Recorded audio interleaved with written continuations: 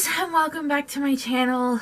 This Wednesday we have our next alternate universe changes video, and this time we are once more falling into the world of Teen Wolf. One day we may actually be done with Teen Wolf. No, I'm lying. We'll be forever trapped in this town just like the residents. Anyway, let's take a look at what I changed when I added my character Effie into the world. For those that don't know what Teen Wolf is, Teen Wolf revolves around the life of a teenage boy after he's bitten by a rogue feral alpha werewolf on the night of a full moon. In the course of the show's 6 seasons, the teen and his friends go through a lot of supernatural crap when their town of Beacon Hills becomes a literal beacon for the things that go bump in the night. When it comes to adding my own character into Teen Wolf, I had a lot to contend with. I was already an avid Derek shipper, aka Styles and Derek. They were the reason I started watching the show. Actually, my sister's the reason I started watching the show, but it was her talking about Stark that got me to watch. She's corrupted me with a lot of crap over the years. There was also the fact that I came into it during the second half of the 3rd season, and so much had already happened that was in the forefront of my mind while I started, making what I was deciding to do even more challenging. But that's one of the pitfalls to not watching a show from day one, and literally what I do with most, if not all, of my characters. But with Teen Wolf, I had a much harder time putting future events to the side while I worked on earlier episodes. It was something that even now I struggle with because I finished watching the show. Anyone who doesn't know, Teen Wolf is finished. It did finish, and so I've got the last episodes, you know, all running through my head while I'm trying to work on episodes that came before it. I mean, granted, I'm only half a season behind. I'm in the beginning of I'm in the first half of season 6 and almost done with it, but I still have the events of the second half of season 6 running through my head while I'm trying to write. And it does interfere a lot, and I try my best to just stick to the moment, which is why I tend to watch the episodes as I'm writing them, so my brain is in the moment of where I'm writing. But it's hard. Major differences about introducing Effie into the world was Styles having a twin, Effie herself, and Derek's role in just about everything. Giving Styles a twin was definitely a huge twist, because in the show it's just him and his father, and for the first 2 seasons, and for the first half of the 3rd season, Styles had to lie to his father about what was going on. And while Scott, the main character, had to do the same with his mom, for Styles it was a lot different, not just because his father's the sheriff, but because his father's all he has left. He keeps him in the dark because he's terrified of losing him, and werewolves are not something that a county sheriff is trained to deal with. When I put Effie in there, it gives Styles another ally, someone he can talk to, vent to, lean on, when things get damn near impossible for him to handle alone. Which, let's be honest, happens a lot. The show is constantly picking on Styles. It's one of my least favorite things that the show does, is constantly picking on Styles. Like, dear God, Styles and Derek, they're like the play toys of the writers, and I hate that. But Effie is his other half, his anchor almost. Of course, like all siblings, they have their ups and downs, but they're always there for each other. When Styles can't turn to his father without getting him involved, he has Effie there.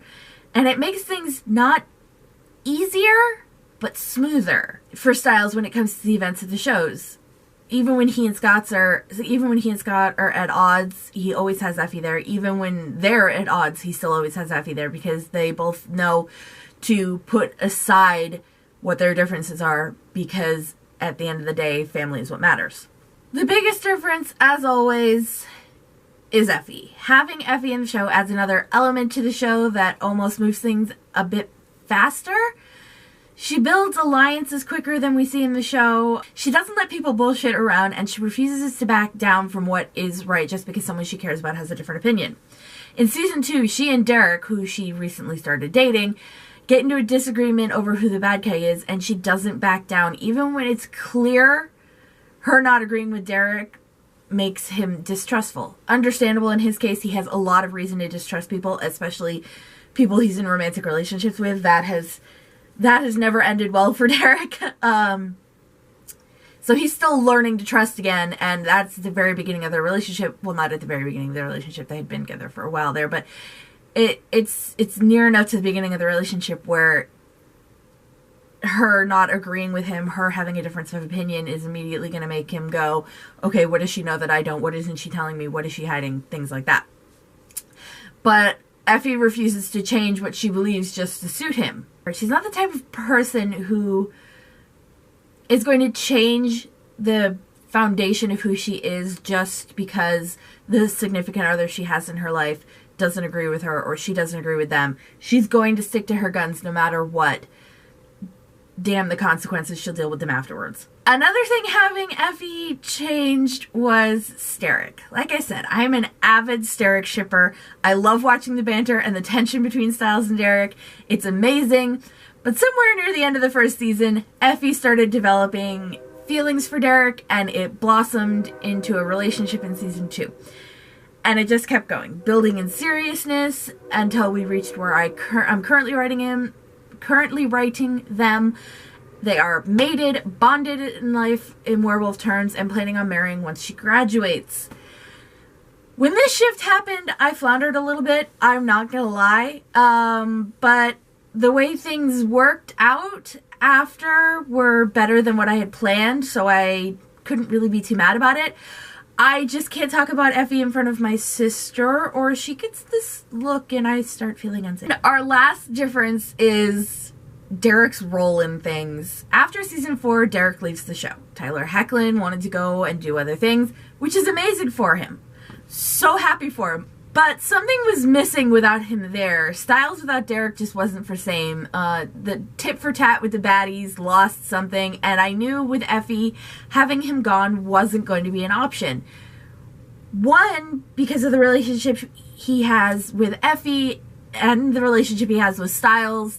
Just the way I built the show is very much centered around the three of them. Instead of just being Effie, it's very much around the three of them. So taking out that part of the equation, it really wasn't an option. So while for the first part of season 5, Derek isn't in Beacon Hills, he is in constant contact with Stiles and Effie. Another change I made with Derek is with Effie's help, he's able to retain his alpha status at the end of the first half of season 3. He gives it up in the show. He gives up his alpha power in the show to save his sister. In Effie, she uses her druid magic to give him the boost he needs to save Cora and stay in alpha. Sometimes when I add a character, the changes brought about aren't always what I think they're going to be. They're different than what I thought was going to happen, but this is also because my characters have a habit of writing themselves.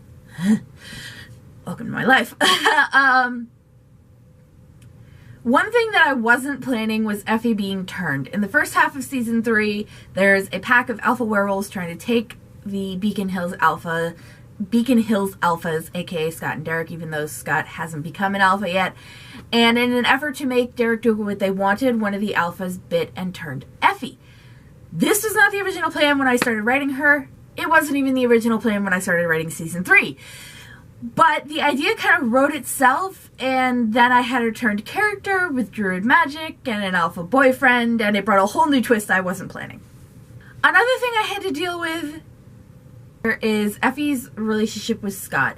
It goes without saying, Effie is fiercely protective of those she cares about, both before and after her turn. And in my opinion, and the way the show portrayed it, Scott looks out for himself and those closest to him, which usually means his mother and whoever he's dating at the time. Whether he does it intentionally or not, I don't know, but it leads to him having less than friendly behavior towards everyone around him. Most of the time this means Stiles and Derek. It's not a secret that for most of the show, Scott does not trust Derek, simply because of how they started off.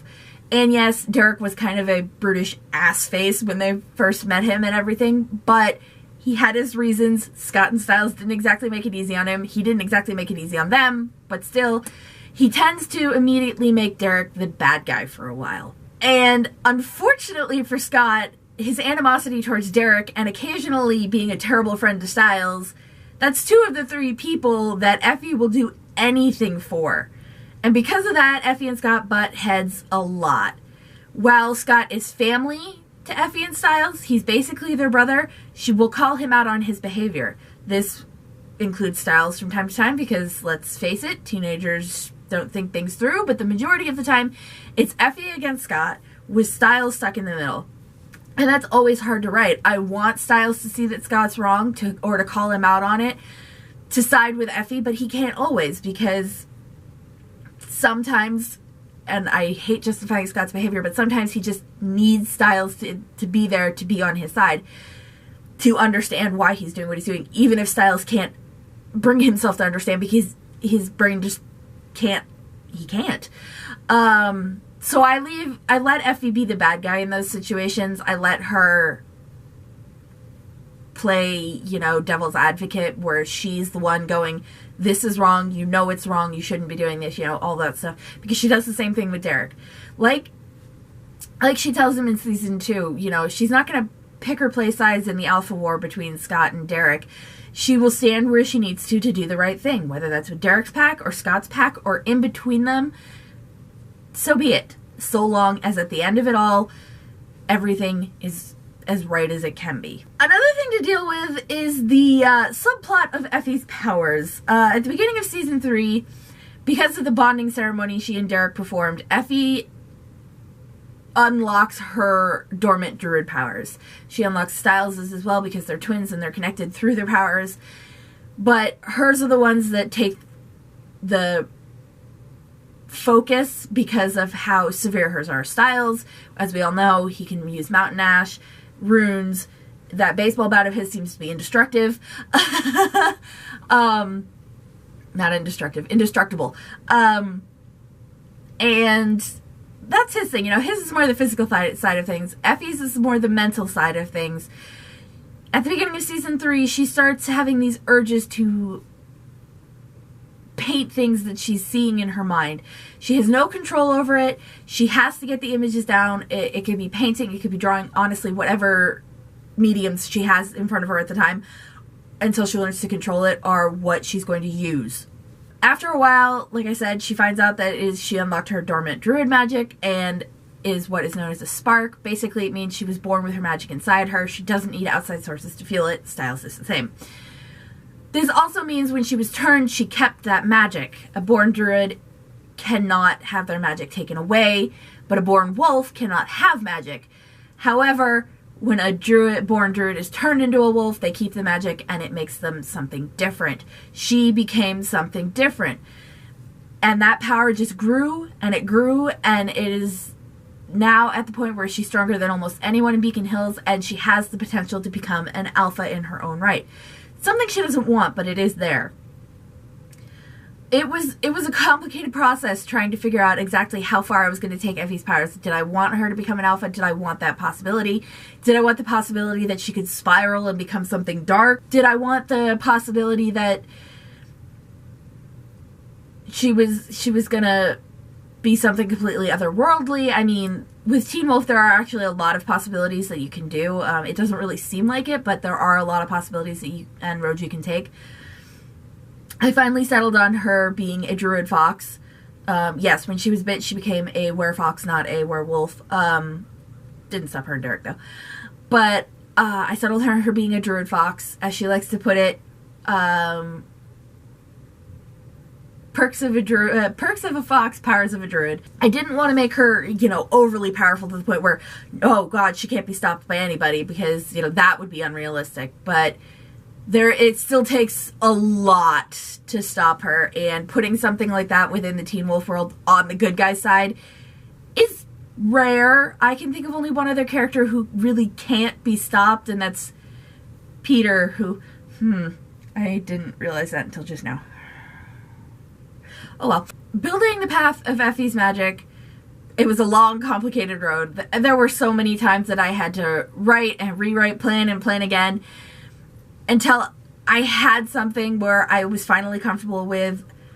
It could fit inside the universe, but it wasn't like I was taking the universe and just throwing it out the window and creating whatever the hell I wanted. That's what I always try to avoid with characters like Effie. I don't want to change things so much that it's like, alright, you just created a whole new world. This isn't even Teen Wolf anymore. When I started Effie, the plan was for her to be the bridge needed to have Steric. As we all know, that didn't happen. I gave up trying to make it happen because Effie was working so well. I couldn't justify changing her just to have a pairing, you know? So I just rolled with whatever happened. I couldn't imagine her ending any other way than where she's currently heading. She's not done yet. Like I said, she's not done yet. She's almost done. But the direction she's heading in, I couldn't have imagined it when I started. And I'm looking forward to the last few months I have writing her story. And that is our alternate universe changes for Marcelina Effie Stilinski.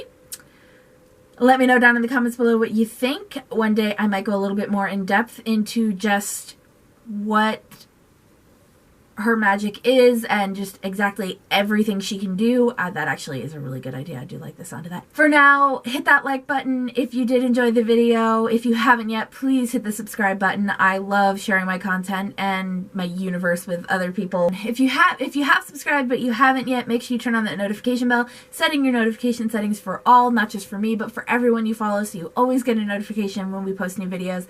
And I will see you guys on Saturday with our next character breakdown.